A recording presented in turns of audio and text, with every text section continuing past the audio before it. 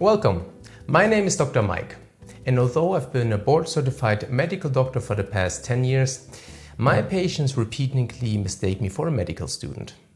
I suspect it might be due to my less than stellar genetic when it comes to growing facial hair. Thanks, Mom and Dad.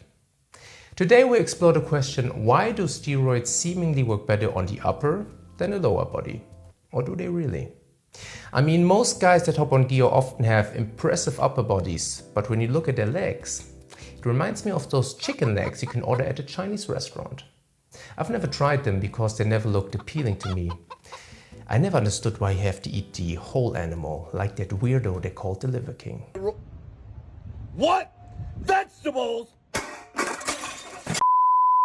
My mom used to say that people who like eating bones, or chicken legs in this case, come from a poor background, and she loved bones. As for me, I prefer a medium rare steak. But after my recent move into a bigger apartment, my bank account is telling me a different story. Doctors in Europe just don't make as much as our American colleagues. So please keep watching this video so that I don't have to eat chicken legs for dinner. But I digress. There are different theories about why anabolic steroids seem to work better on the upper than the lower body. One interesting study measured the androgen receptor density in the trapezius muscle versus the vastus lateralis. Think of receptors as keyholes in your muscle. The more keyholes you have, the better, because the most important androgen, testosterone, which you can imagine as a key, can enter the muscle and turn you into Captain America. The trapezius and the vastus lateralis are just fancy names for your traps and your outer thigh muscles. I tried to conjure up a picture of them on the screen like Charles Xavier. Did it work? Let me know in the comments. So, the study measured the number of keyholes in your traps and thighs. If you wonder how exactly they did that, well, they poked a hole in the muscle and examined it under the microscope, something called a biopsy. The study looked at three types of people: untrained individuals, high-level powerlifters, and steroid-enhanced high-level powerlifters. This reminds me of... I recently heard about something called the Enhanced Games, and I'm really excited about it. It's like the Formula One, where the team with the best mechanics, engineers, and driver wins. Not just the best driver.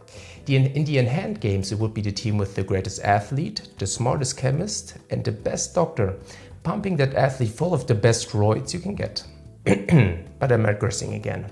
The study measured the amount of androgen receptors or keyholes in these three groups.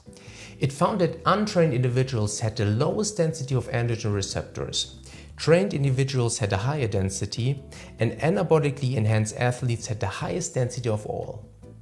This means that by going regularly to the gym, not only do you increase the amount of testosterone your body produces, but your muscles also develop more receptors, aka keyholes, making them more receptive to testosterone.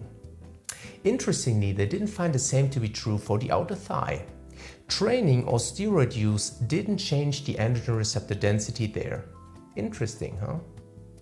This suggests that it might indeed be harder to achieve proportional muscle growth in the lower body compared to your upper body.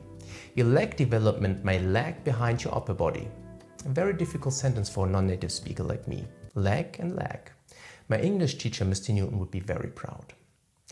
To make this even easier to understand, let's use an analogy from my all-time favorite anime, Dragon Ball. Maybe I'm just making up these analogies to talk about Dragon Ball because I want to transform this into a Dragon Ball channel. Remember when Goku and Krillin were undergoing the same training with the pervy Master Roshi? Imagine Goku as the upper and Krillin as the lower body. They had to plow fields with their hands, run away from dinosaurs, move stones as big as skyscrapers, and deliver milk up thousands of stairs. Can you imagine dropping that bottle of milk just as you reach the top? I mean, what do? Run down again or what? In the end, even though Krillin and Goku received the same training, Goku was much stronger than Krillin. Goku, representing the upper body, was more receptive to growth from the stimulus than Krillin, thanks to his Saiyan heritage. At least that's how I remember it. And remember how Saiyans get a massive strength boost from, or when they get nearly killed? That's what steroid use is like. It gives you an extra boost that you cannot achieve through normal training alone. For those of you who have never watched Dragon Ball, you must have had a terrible childhood and I have no better analogy for you.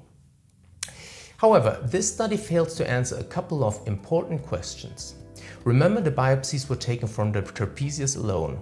Does this mean that your delts or your pecs also have a higher androgen receptor density? Looking at enhanced guys, they usually have well-developed upper bodies, well-developed traps and delts. If I had to make an educated guess, I'd say yes. You find increased androgen receptor density in your traps, delts, pecs, and maybe even your arms. The other unanswered question from the study is that they only biopsied the outer thigh. Can we infer that there's a lower androgen receptor density in the entire quadriceps muscle and hamstrings? We don't know. I don't know, and actually who cares about legs anyway? So, we have one possible explanation for why steroids seem to favor upper body development: increased androgen receptor density in your upper body. But there's more to this question. Training the lower body is tough as hell. I hate training legs, and when I do train them, once in a blue moon, I'm pooped. I mean, I'm sweating profusely right now. It's much more taxing on my cardiovascular fitness, and I can feel how it drains my central nervous system. I'm so exhausted afterwards and I need to take a nap. Training legs, due to their sheer size, accumulates much more systemic fatigue than upper body training. So unless you're a masochist, you're less likely to push yourself to the limit. What I'm getting at is that most of us, including myself, never push ourselves to the limit when it comes to the lower body. We tend to stay out of that optimal muscle building rep range, which is why most people rarely have well-developed lower bodies compared to the upper bodies.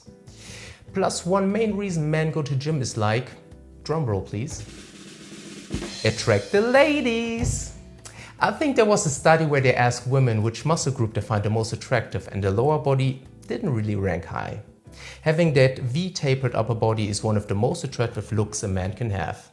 The legs you can always hide in your pants. This wraps it up. Thank you very much for watching, and YouTube wants you to click this video here, like here or there.